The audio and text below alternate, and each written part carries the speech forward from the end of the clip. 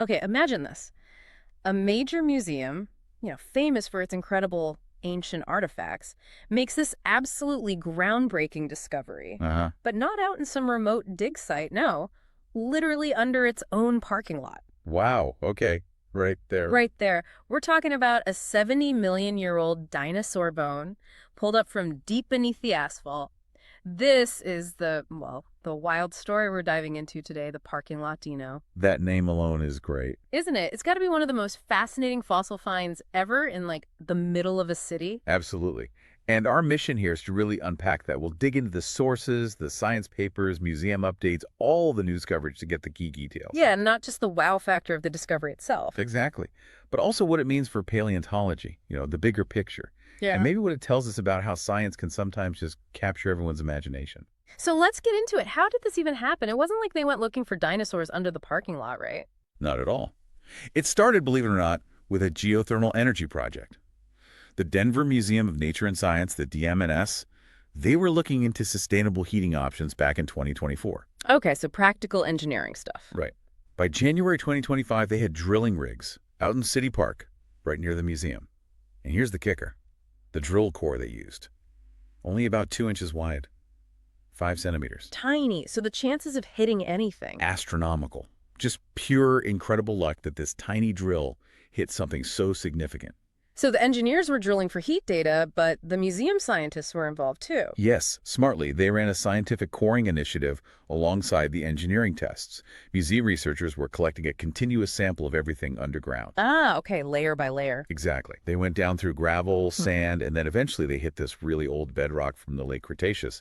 We're talking 67 to 70 million years old. Whoa. And then, boom, at 763 feet deep, this little piece of fossilized bone shows up in the core sample. 763 feet. That's incredible, and the deepest ever found in Denver itself. And the oldest, yeah, right Yeah. within the city limits. A totally unique find for the area. But hang on, you said it wasn't obvious at first, back in early 2025. Right, exactly. Yeah. Get this.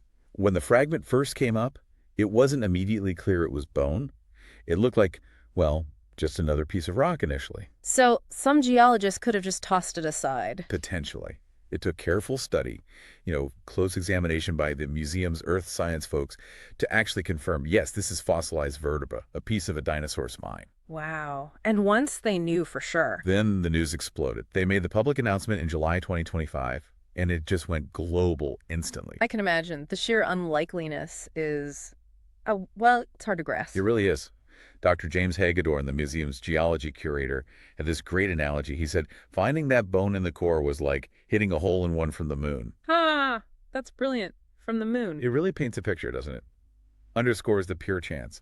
Apparently, there are only like 2 other recorded cases globally of finding fossils this way, in a borehole mantle. Just 2 others worldwide. Okay, that is rare. He even joked it was like winning the Willy Wonka factory. Just Yeah. highlights how utterly improbable this was. Hole in one from the moon. Mm. Love it. Okay, so they confirmed it's bone.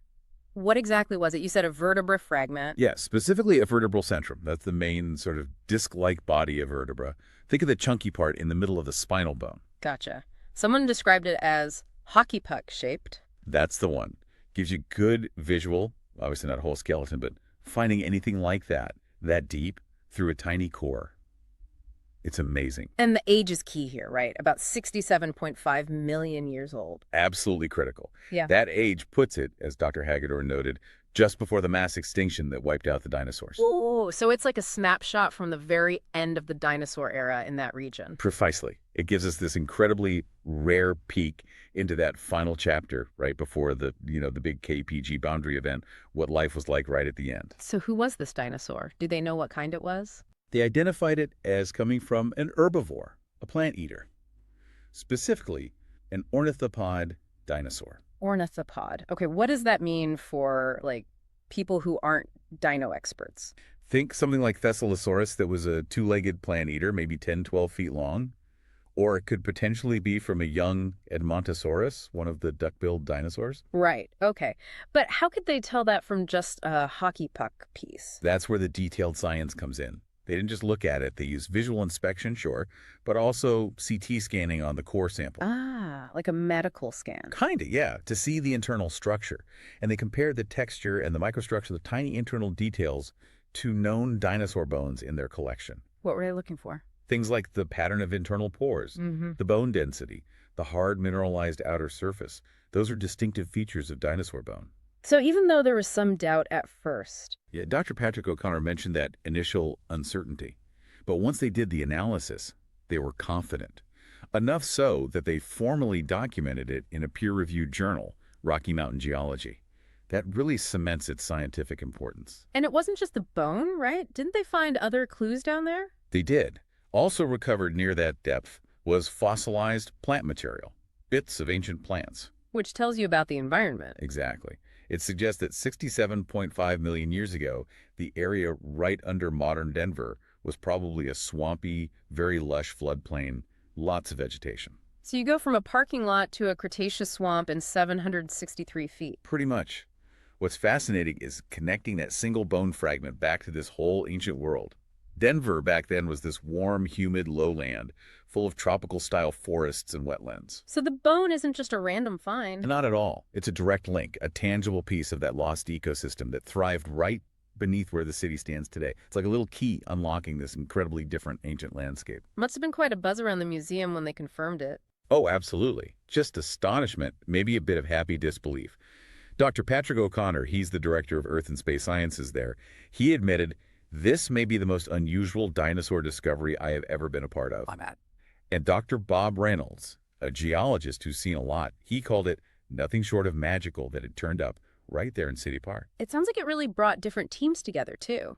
Definitely. Geologists, paleontologists, the engineers from the geothermal project.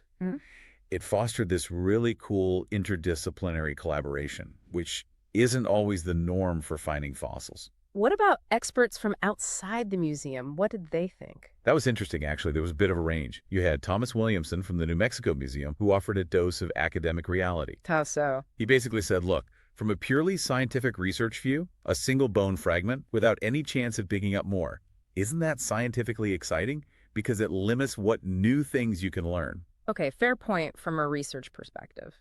But then you had Erin LeCount from Dinosaur Ridge, right near Denver, who was just super enthusiastic. She called it absolutely legit and very cool. Oh, very cool in all caps. Seems like it.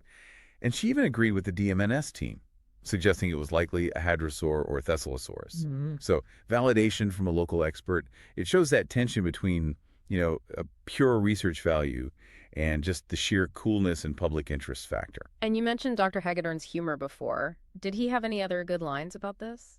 He did. He joked with reporters about how much he'd love to just dig a massive 763-foot hole in the parking lot to see if the rest of the dinosaur was down there. Yeah, but he followed up immediately with, I don't think that's going to fly.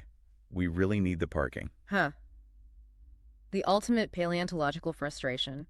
The rest of the dino might be there, but you need the parking spaces. Exactly. That practical limitation kind of sums up the unique situation. Yeah. But it also ties into the bigger picture for paleontology. How so? Well, this find is concrete proof that these dinosaur-bearing rock layers, the Denver Formation, they extend right under the heart of the city. Geologists suspected it, but this is direct evidence. So it confirms theories about the Denver Basin's geology. Right. As Dr. Hagedorn said, it deepens our understanding and really encourages us to imagine all the fossils hidden right beneath our feet. Makes you wonder what else is down there. Denver has had other urban dino finds, hasn't it? I remember hearing about some. It has, yeah. There was a Torosaurus found during construction in Thornton in 2017 and a Triceratops in Highlands Ranch in 2019.